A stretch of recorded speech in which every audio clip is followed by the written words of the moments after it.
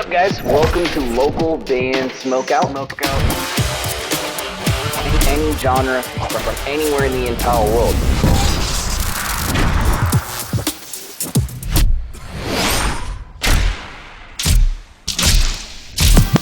I want to hear your music. Ruben Alvarez upon a burning body. Hell yeah! What's up? How you doing? Appreciate you, brother. Thank you so much for doing this, man. If somebody's watching that may not know who you are, kindly introduce yourself, plug, promote anything and everything. What's up? I'm Ruben. I'm the main guitarist, and I pretty much run Upon a Burning Body. This is my baby, my passion. We're going on tour this spring with Left to Suffer, King A10. We're going to be hitting LA at 1720 and on 420. On 420. So that's gonna be an amazing collaborative show with our boys in Angel Maker and Humanity's Last Breath. That's gonna be a crazy, crazy show. I'm so stoked for that. But yeah, we're hitting the entire US.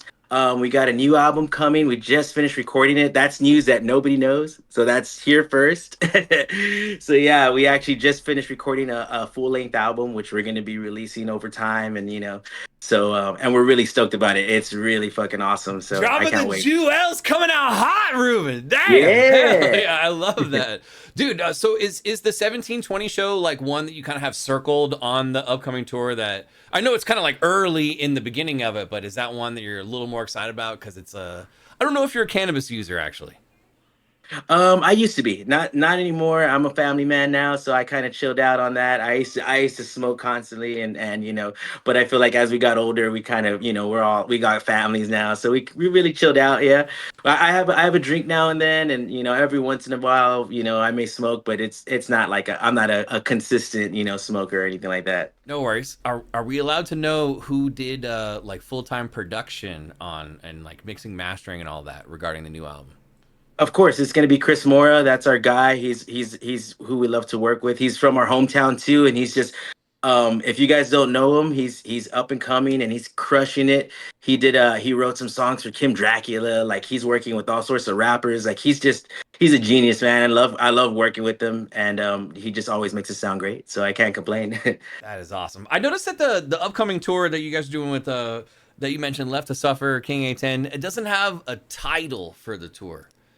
Yeah, that's something that we always have trouble with. I was trying to think of a theme, and sometimes we do it really well, and this one came up so fast. It came together so quick that we really didn't have time to brand it, but we like to. We definitely push for that, but we were racking our brains trying to figure out a name for it and come up with something cool, and we just couldn't come up with it. So we're just like, all right, it's North America, whatever, we got it. I think the tour speaks for itself for sure. Yeah, it's a hell of a lineup too. We're friends with Taylor of Left to Suffer also, but when you guys plan something like that, is that something where you kind of have to pick one or two bands, or do you single-handedly you and Danny or whoever get to single-handedly like pick each individual band that you want to go on the road with you because you've jammed with them a couple times in the past? Yeah, we have our favorites, definitely like our homies that we try to tour with as much as possible because we know we get along with them. And, sometimes being on the road with a band that you don't really click with is hard. There's sometimes there's egos and all this stuff going on. So we love the guys from Left to Suffer and King A10. Their drummer, JP, is actually our tour manager for King A10. So that's that's how that came about. We've been trying to tour together for a really long time, so now it's finally happening, and we're stacked. Half me is somebody that our booking agent brought, and our booking agent is Daniel DeFonts from TKO, and he is just on top of band. Like he just knows all the best bands, and he books all the best bands that are out right now. So he's always bringing us great acts. I'm like, yeah, let's do it. I don't ever ask questions. Had you ever heard of Bury Your Demons before prior to this? Yes, okay. Yes. So that is actually our sound guys band. And so, they've been trying to get out for a long time, and it is kind of like a favor to him and the guys. We know Mikey, their drummer. We know their band really well. So we're like, they're still very up and coming. But we're like, let's bring them out. Like, we love to do that for bands too, like, up and coming bands, and just try to help them out. And it's like, you guys, they're great. So, I don't think anybody's going to be disappointed. Talk to me about how a Burning Body song starts from scratch. Is it more of like you have a riff idea that you bring to the fellas, or does everyone kind of uniquely, individually bring something, or like how does the song start from scratch for you guys? Typically, yeah, I'll bring a ton of stuff, but we also write from scratch, and I like to just sit down and talk about the song first. Like, what's the energy? What are we going for? Is this going to be an emotional song? Is it going to be a hype song? We kind of have these avenues that we like to take, and we just work it out. Talk about it first before we pick up anything, because I feel like once you get some direction, it's a lot easier to write a song than just like when the sky's the limit. There's like too many different directions you can go. So I was like, let's figure this out before we even pick up the guitar and really work out our ideas and figure out where we're going. What DAW do you primarily use when you're tracking? Well, what? Oh, Logic. I love Logic, okay. Logic. Yeah. Is And there that's only because our first albums were done with Will Putney, so like that's his DAW of choice, and we just got used to using it together. So I was like, okay, that's just where I'm just at right now. It totally makes sense. Is there like prior to the Sumerian days, do you recall a larger musician giving you or the band advice that you took and you worked it into your guys' career and it actually significantly helped? The reason I ask that is we are called local band Smokeout, so we primarily cater to like smaller bands, and I'm going to ask for your advice later on in the show that you would have for them. So I'm wondering if there's somebody that mentored you guys in your early days. I'm trying to think. Now, a lot of it was learning the hard way, man. We came up and we just kind of grinded and figured things out for ourselves. We come from a different background. We were all like grew up in the hood and just really grinded. We never had like nice gear, so everything's literally been from the ground up, and it's just been a learning experience. But we definitely got some pointers too along the way. I think more so from the label and like trying to guide us and figure things out. But and homies too. Like I'm trying to think of something that really stuck with me that was like, you know, I mean, I would say like, the smaller the show, play it harder. Like I always tell that to the guys. Like no matter how many people are there, you gotta go all because you never know who's in the crowd, you never know who's there. And to me, those are the ones that matter the most is when you play those small shows and you can really stand out to those people because you're there in their small town or wherever you're at. Did you bring the hot sauce? I know people are always confused. They're like, hot sauce trivia. I don't know what I signed up for. Don't worry. I didn't really have hot sauce. The hottest thing I have is Cholula. That totally And this is counts. It totally is counts. that, You get to pick the trivia topic though. It's gonna take me a minute to find on the side, but is there a movie or TV show you've seen so many times? If I look up trivia on this movie or TV show, how could I stump you? Whether you get it right or wrong, I'm gonna do hot sauce. I got some garlic habanero level 16 right here. I've seen Blood In, Blood Out a million times. That was our go-to tour movie. So Blood In, Blood Out. What else? Life, the movie Life. Eddie Murphy and Okay, freaking Martin that Lawrence. movie's Like that. hilarious. That's another one. Yeah, that's one of our favorites too in the band. We must have watched that hundreds of times on tour. We just had the DVDs back in the day rolling in the band and I can work with Blood In, Blood Out. I need a minute to look up some stuff, but hell yeah, LA, maybe there it is. do you recall the worst show the band has ever played and how you learned from it? Like maybe the gear failed, strings break, but you weren't prepared with backup techs and stuff, blah blah blah. Tell me about the worst show that ever occurred in the band's history.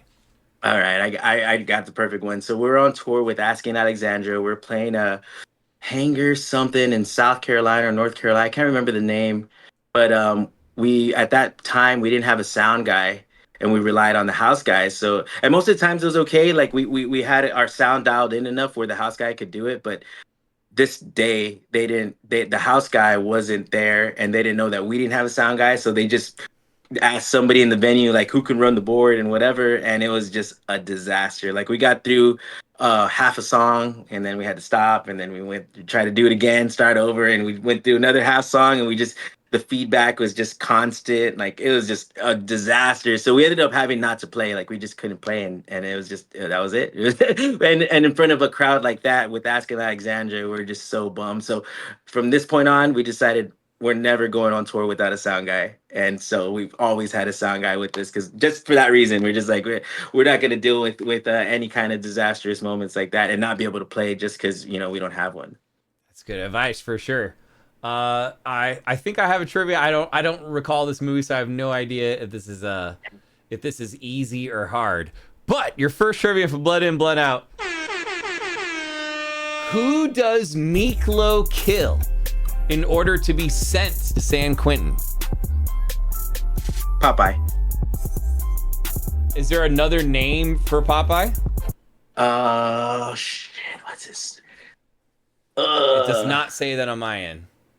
No. Who does Miklo kill in order to be sent to San Quentin? Oh, to get sent to San Quentin when he first goes. Fuck. Who? Oh, fuck. I forgot his name. Damn it. Okay, now I know who you're talking about. Damn, I do not remember his name. It wasn't Spider. No, it wasn't Joker. No, was it Joker? I don't remember. It's one of those damn names. I can't. I don't know.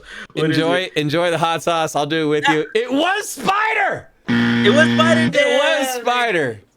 Shit. All right. It was Spider. You almost had it. So, Skate or Die is such a badass video. Just backyard homies skateboarding everywhere. It seems really influenced by like Tony Hawk and the Tony Hawk soundtrack kind of thing. Was that something that you brought to the table when working on that song? Like, or are you a gamer in general, and did you play that game? 100%. That's exactly what we did. We're like, we need to write a Tony Hawk Thrasher, and the main reason too is because Danny actually, before he joined the band, he was on the verge of getting sponsored and being an actual pro skater. Like he was that good when he was growing up. So he kind of decided to go the band route, but he's always loved skateboarding. So we're like, let's do one for the skaters, man. I was like, you love it. I was like, that's a perfect new avenue for us. We've never done.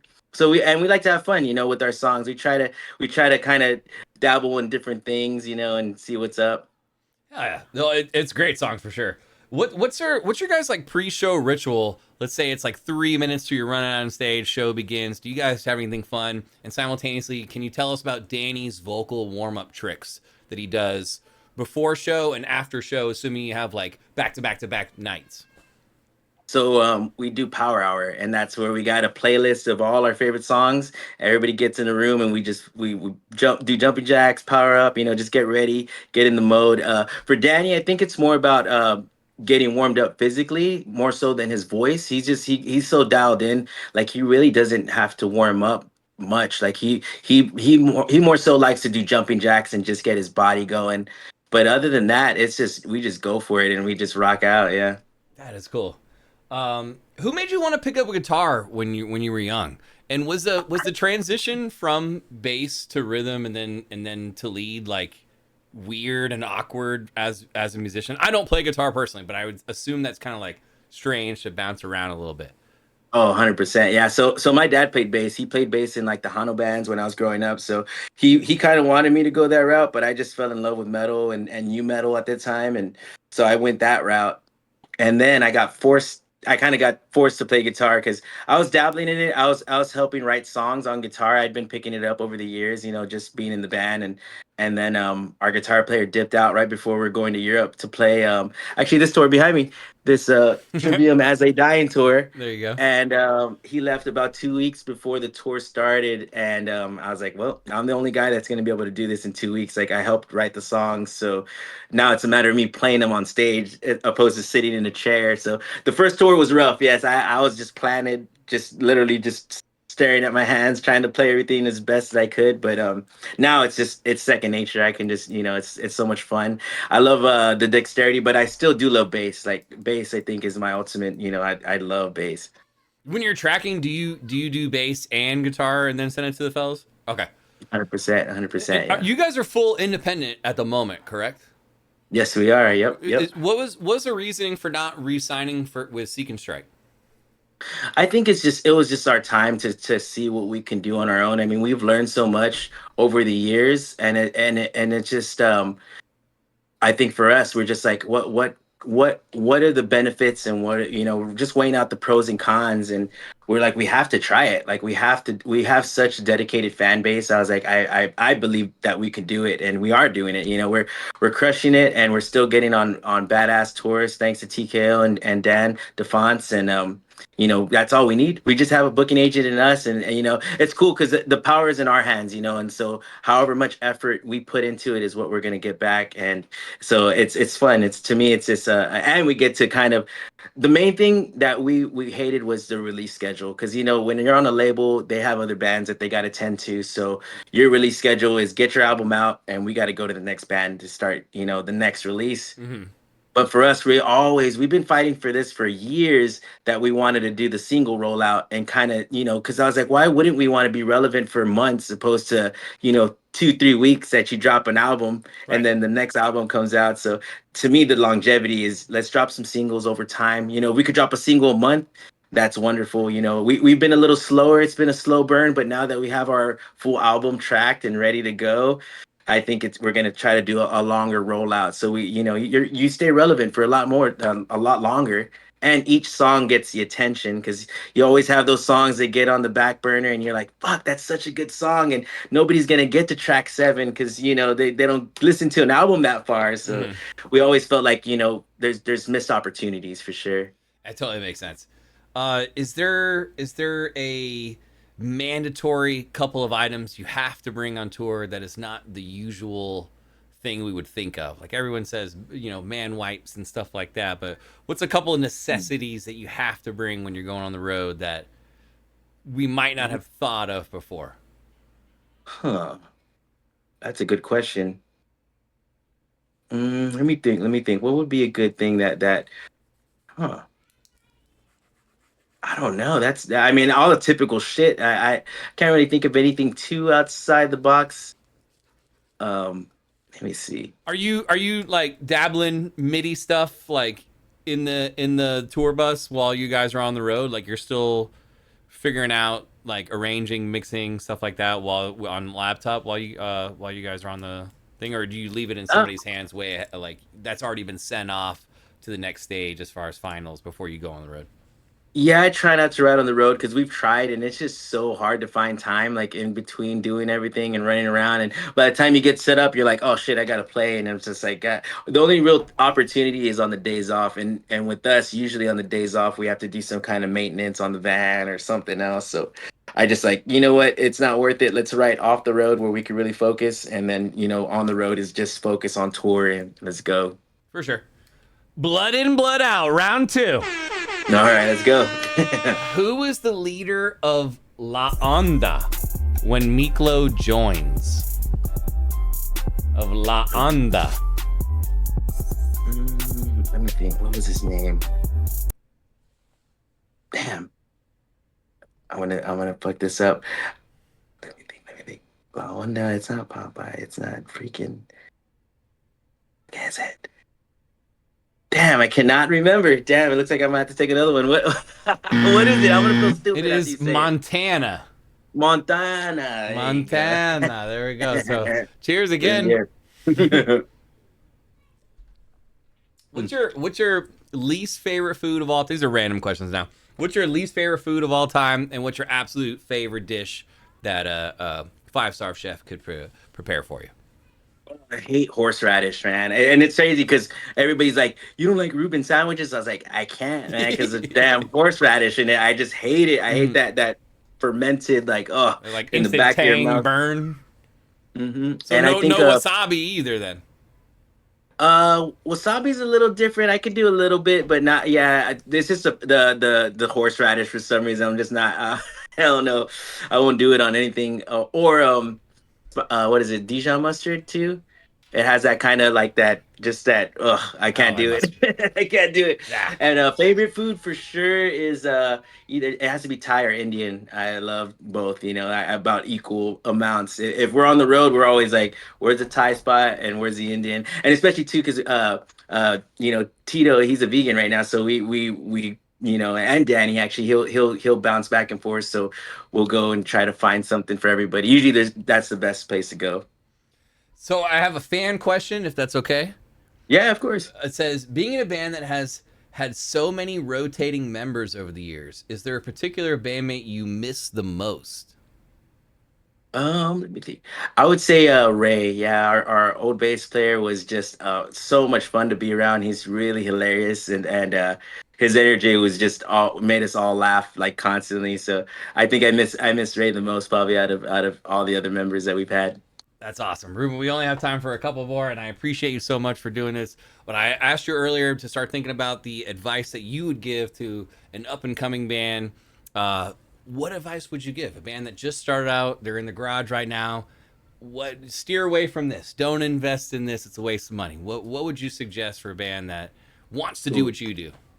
That's good. I would say the most important thing about being in a band is communication and making sure that everybody is on the same page when it, as far as like where you want the band to go, how far you're willing to take it, and just talking, having those band meetings every week, like when you practice, talk about shit because a lot of times that resentment will start to grow. Other people got different ideas of where the band should go, and then at that point you're just wasting your time. So I would say making sure everybody's on the same page and working as a unit will take you so much further than having members that are kind of disconnected and don't really, I don't like what we're doing, or I don't like the music, or whatever it may be. I think that is the most important thing. Yeah, and if you're on the same page, then you guys can, you'll go to the moon for sure. Things will work out. Yeah, yeah. Is there anywhere on the upcoming tour that you guys haven't played that you're excited to?